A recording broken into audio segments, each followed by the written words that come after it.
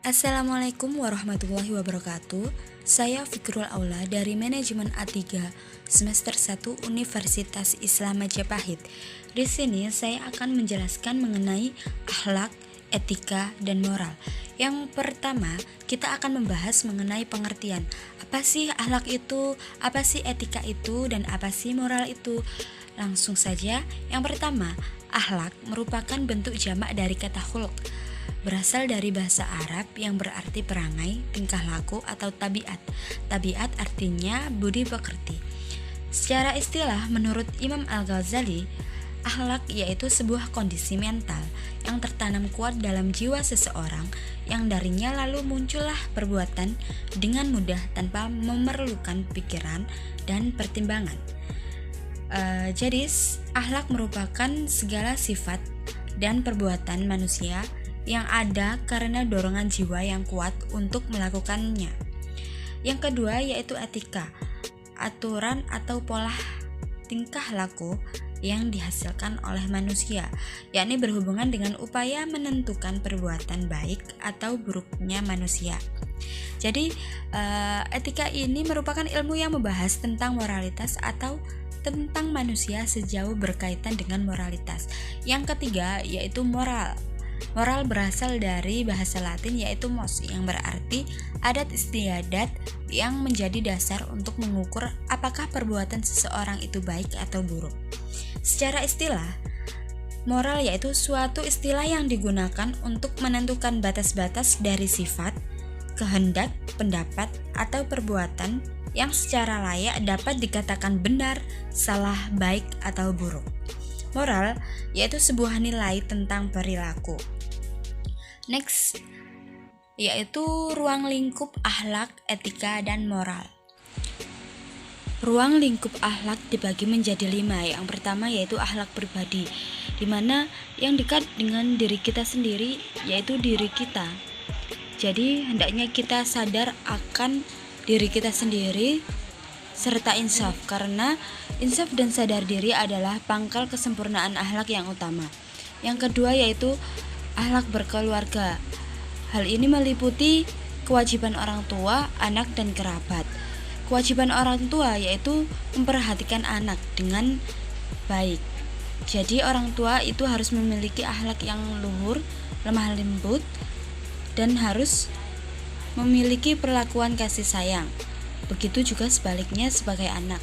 Anak harus mencintai, mentaati, dan menghormati orang tua sebagai balas budi karena jasa mereka. Yang ketiga, akhlak bermasyarakat. Kita hidup tidak hanya sendiri. Jadi ada yang namanya tetangga. Nah, dengan tetangga ini kita harus memiliki akhlak seperti saling menolong, kemudian sopan, dan sebagainya. Nomor 4 yaitu akhlak bernegara. Mereka yang sebangsa dengan kita adalah masyarakat yang berbahasa yang sama dengan kita, tidak segan berkorban untuk kemuliaan tanah air. Kita hidup bersama mereka dengan nasib dan penanggungan yang sama, dan diketahui bahwa kita adalah salah seorang dari mereka dan kita timbul tenggelam bersama mereka. Yang kelima yaitu akhlak beragama. Akhlak ini merupakan akhlak atau kewajiban manusia terhadap Tuhannya. Karena itu, ruang lingkup akhlak sangat luas, mencakup seluruh aspek kehidupan, baik secara vertikal dengan Tuhan maupun secara horizontal dengan sesama makhluk Tuhan. Selanjutnya yaitu ruang lingkup etika. Yang pertama yaitu etika menyelidiki sejarah dalam berbagai aliran lama dan baru tentang tingkah laku manusia. Yang kedua yaitu etika membahas tentang cara-cara menghukum, bagaimana menilai baik dan buruknya suatu pekerjaan, kebiasaan, lingkungannya, kehendak, cita-citanya, suara hatinya, motif yang mendorongnya berbuat, dan masalah pendidikan etika. Yang ketiga yaitu etika menyelidiki faktor-faktor penting yang mencetak, mempengaruhi, dan mendorong lahirnya tingkah laku manusia, meliputi faktor manusia itu sendiri, fitrah nalurinya, adat kebiasaan, lingkungannya, kehendak, cita-cita, suara hatinya, motif yang mendorongnya berbuat, dan masalah pendidikan etika. Yang keempat, yaitu etika menerangkan mana yang baik dan mana pula yang buruk. Menurut ajaran Islam, etika yang baik itu harus bersumber pada Al-Quran dan hadis Nabi.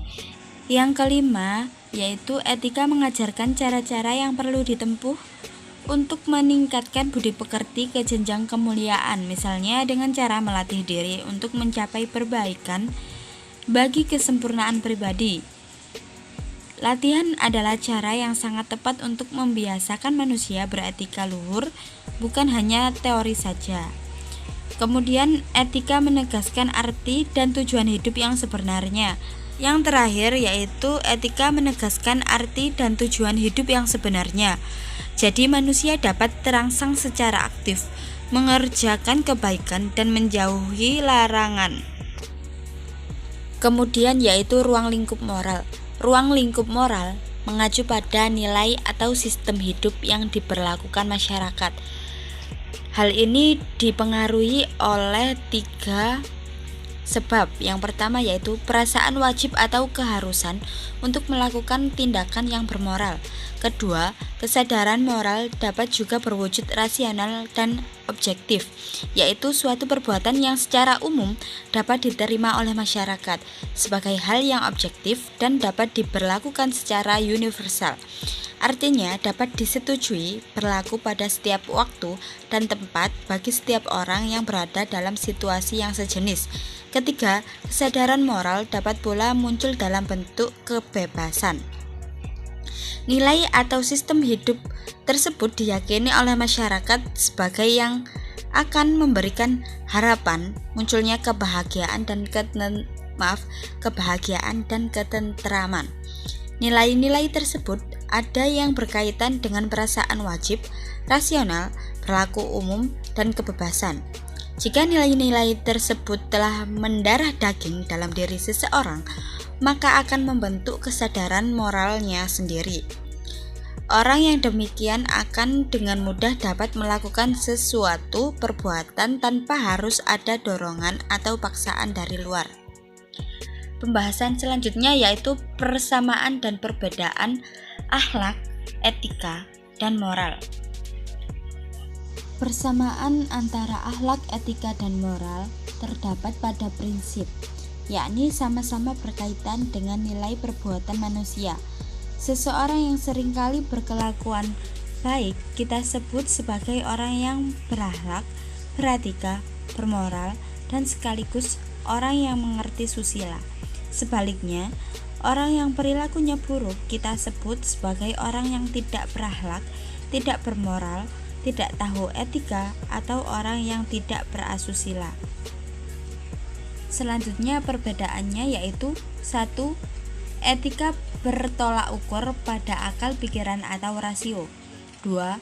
Moral tolak ukurnya adalah norma-norma yang berlaku pada masyarakat. 3. Etika bersifat pemikiran filosofis yang berada pada tataran konsep atau teoritis. 4. Pada aras aplikatif, etika bersifat lokalitas dan temporer sesuai konsensus. Dengan demikian, dia disebut etika praktis atau dikenal juga dengan adab atau tata krama atau juga tata susila. 5. Moral berada pada dataran realitas praktis dan muncul dalam tingkah laku yang berkembang dalam masyarakat. 6. Etika dipakai untuk pengkajian sistem nilai yang ada. 7. Moral yang diungkapkan dengan istilah moralitas dipakai untuk menilai suatu perbuatan. 8. Akhlak berada pada tataran aplikatif dari suatu tindakan manusia dan bersifat umum, namun lebih mengacu pada barometer ajaran agama. Jadi etika Islam termasuk salah satu dari berbagai etika religius yang ada. Itu tidak lain adalah akhlak itu sendiri. 9. Susila adalah prinsip-prinsip yang menjadi landasan berpijak masyarakat, baik dalam tindakan maupun dalam tata cara berpikir, berdasarkan berdasarkan kearifan lokal. 10. Akhlak juga berada pada level spontanitas spesifik. Bahasan yang ketiga yaitu nilai-nilai akhlak, etika, dan moral. Nilai-nilai akhlak dibagi menjadi dua, yaitu akhlak mahmudah dan akhlak mazmumah. Akhlak mahmudah adalah akhlak terpuji atau baik. Contohnya rendah hati, tidak sombong, ikhlas, dan sebagainya. Yang kedua, akhlak mazmumah yaitu akhlak tercela atau buruk. Contohnya dengki, ria, dan sebagainya. Nilai-nilai etika yang pertama yaitu sopan santun, toleransi, menolong, jujur, integrasi. Yang selanjutnya yaitu nilai-nilai moral.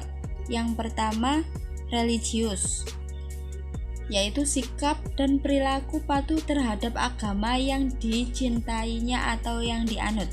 Yang kedua kerja keras, ketiga kreatif, 4 disiplin, 5 tanggung jawab, dan sebagainya. Itu tadi yang bisa saya jelaskan, kurang lebihnya mohon maaf. Wassalamualaikum warahmatullahi wabarakatuh.